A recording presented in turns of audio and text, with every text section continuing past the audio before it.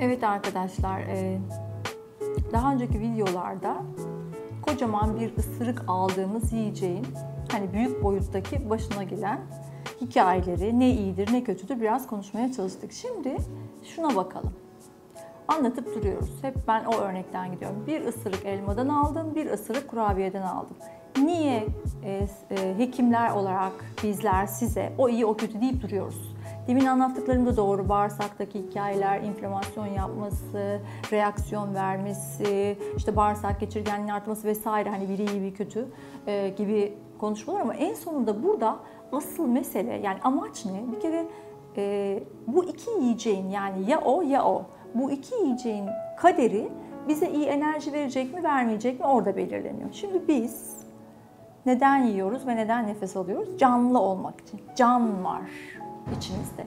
O canı veren şey ne? Vücudun içerisindeki sistem dönüyor. Çok büyük iş dönüyor içeride. Mesela hücre bazında bakarsan 40 milyar hücrem var. Hepsi bir yerlerde bir işler yapıyor ve sen geldin 2 tane hücreden bu hale geldin annenden sonra. Yani anne babadan sonra. Yani sonuç olarak orada büyük bir iş var.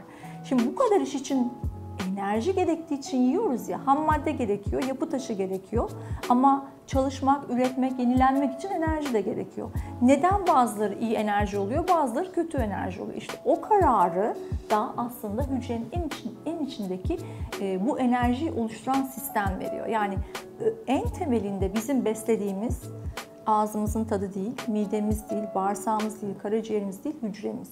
Ve hücrenin içerisinde de en doğru enerjinin nasıl üretildiğiyle ilgili enerji motoru olan şey mitokondriler. Aslında biz mitokondrilerimizi beslemek için yaşıyoruz. Başka hiçbir amacımız yok. Doğru olan şey o. Şimdi dediğim gibi bir elma ile bir kurabiye arasındaki farkı nasıl oluyor da o mitokondri anlayıp başımıza zaman içerisinde biriken bir sürü hastalık getiriyor, ona bir bakalım. Şimdi 40 milyar hücre, saçının ucu dahil hücre, her tarafta hücre var. Bunlardan sadece bir tanesini alalım. Minicik olduğunu ve bunların sayılarının hafıza almayacak kadar olduğunu bir düşünelim. Şimdi bu hücrenin kendisi. Bunun etrafında neredeyse vücuttaki bütün organelciklerin etrafı çift zarla kaplıdır. Burası zar. Bu zarlar ayrı bir konu, onu ayrıca söyleyeceğim. Çünkü içeriyle dışarıyı ayırıyor. Mesela burada hücre dışı sıvılar var, burası hücre içi. Şimdi hücrenin için, tabii yiyecekler de şuradan girecek. Hücrenin içinde de bir takım organlar var. Şimdi biz önce şunu düşüneceğiz. Başka hastalıklarla ilgili bir sürü organelcikten bahsedelim. Orada Golgi var, burada DNA var, orada ribozom var, endoplazmik retikulum var falan. Ama bizim konumuz yemek içmek ya. Yemek içmenin gittiği yer enerji, enerjinin yapıldığı yerde hücredeki mitokondri. O yüzden ona takarak başlamamız lazım konuya. Eğer konumuz beslenmede sizi doğru beslenme ittirmekse önce onu öğrenmek lazım. Şimdi bir tane hücreyi koydu. Bunun bir tanecik nükleus denen, tamam, burada bildiğimiz DNA'sı olan çekirdeği var. Başka bir sürü organeli var. Fakat bizim bu mitokondri dediğimiz enerji şeyciklerimiz şöyleler. Tamam mı? İçlerinde böyle pilli bir yüzey var. Aynı bağırsaklar gibi, anlatacağım size. Böyle fasulyecikler gibi. Bu şekilde varlar. Şimdi 40 milyar yuvarlak hücre var her tarafımızda. Bu 40 milyarın içinde bunlardan çarpı 510 bin. Yani 40 milyar çarpı 500 ile 10 binin ortalaması mesela 5000 olsa o kadar çok bunlardan var. Tek bir hücrede 1-2 tane değil, 10 bine kadar çıkabiliyor. Minimum 500 bin var. Şimdi ve bunlar motor. Bizim motor, yani biz bir arabaysak, bir yakıtsak motorumuz, enerji motorumuz mitokondri ya da fabrika diyelim. Mesela şöyle yapalım. Bunun bir bacası olsun, değil mi? Şuradan böyle duman çıksın. Buradan enerji gelecek. Enerji santrali, hidroelektrik santral, ne istiyorsunuz ya. Bunlara söylenmeyecek laf yok yani.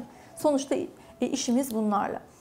O zaman basit ve kabaca benim elmamdan aldığım ısırık da buraya gidecek ve bu motorda enerjiye dönüşecek. Elma enerjisi diyelim.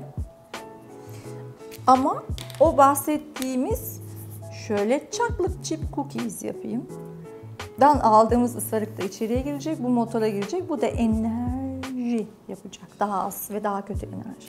Şimdi bir fabrikada enerji üretilirken benzin kullanabilirsin değil mi? Normalde işte benzin var, güneş enerjisi var, işte su enerjisi var, elektrik enerjisi var, karbon var değil mi? Fırınlar yanıyor falan. Bizimkisi biraz karbonlu enerji aslında. Bunların içindeki karbonları yakıyoruz. Şöyle düşünelim. Fabrikada enerji üretiliyorsa santralde bunun bir çöpü oluyor ya, hani yanma, dumanı diyelim.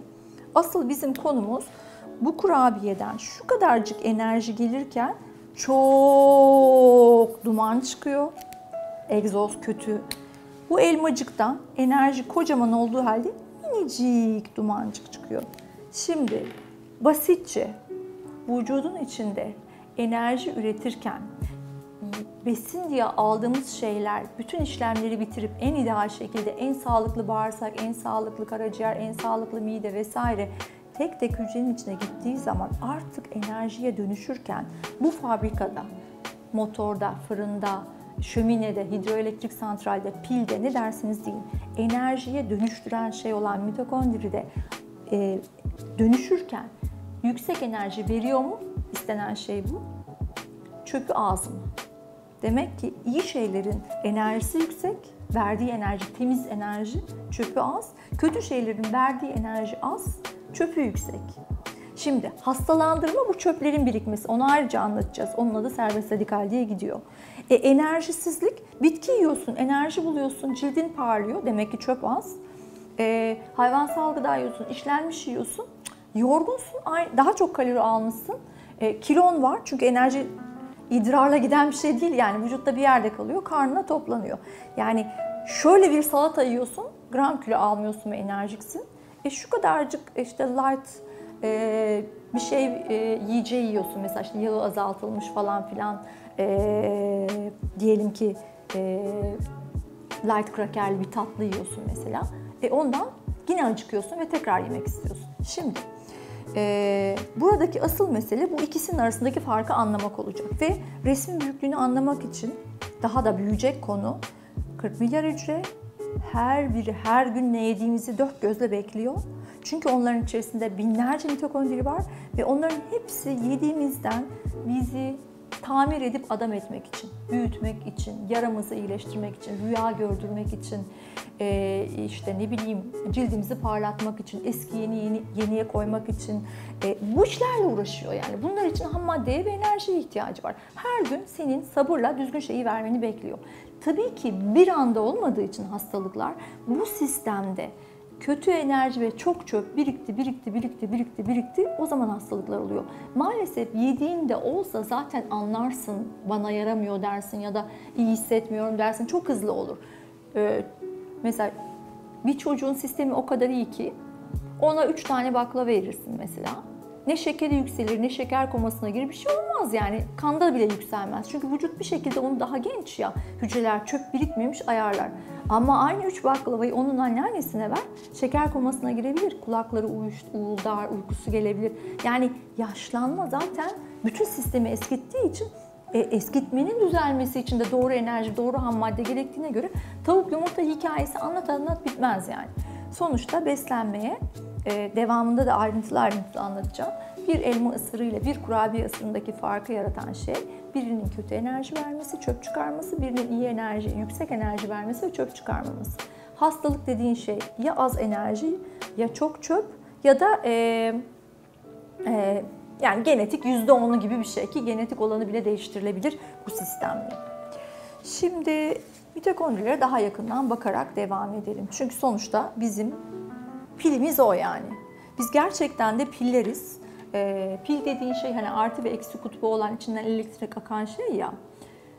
Biz de öyle çalışıyoruz. Buradaki elektrik kimyasal elektrik aslında yani vücudun içerisinde akan elektrik kimyasal elektrik. Hani EEG, EMG oralardan biliyoruz. Gerçekten elektrikle çalışıyoruz. Şimdi bu çalışmadaki bizim birimimiz, yani her ülkenin bir para birimi falan var ya, onu vermeden bir şey alamıyorsun iş yapmak için falan. Vücudun enerji para birimi, enerji değeri ATP. Liseden hatırlıyoruz değil mi onu? Çok basit bir şey anlatıyormuş gibi geliyor ama o ATP olmadan şeyi hatırlıyorsunuz, filmlerde yoğun bakımda yatıyor, işte kalbinin çizgisi böyle böyle böyle, sonra zız oluyor. O ATP'nin olmadığı an. Vücutta ATP depolanamıyor ve ATP üretilmediği anda zaten ölmüş oluyoruz. ATP canlılık için şart. Kötü haber şu, ATP birikmiyor. Sürekli tekrarlanmak zorunda, sürekli üretilmek zorunda. Biz yemediğimizde de işte yağlarımızı yakarak onlar sağlanıyor. Ve bunun temelinde de nasıl denir, birikmediğine göre her dakika gereken enerjiyi bugün karar verin doğru enerji yemeye. O günkü enerji düzgün olarak sistemi reset edip tekrar başlarsınız. Yani çok geç kaldım diye de bir şey yok. Ayrıntılara gireceğiz.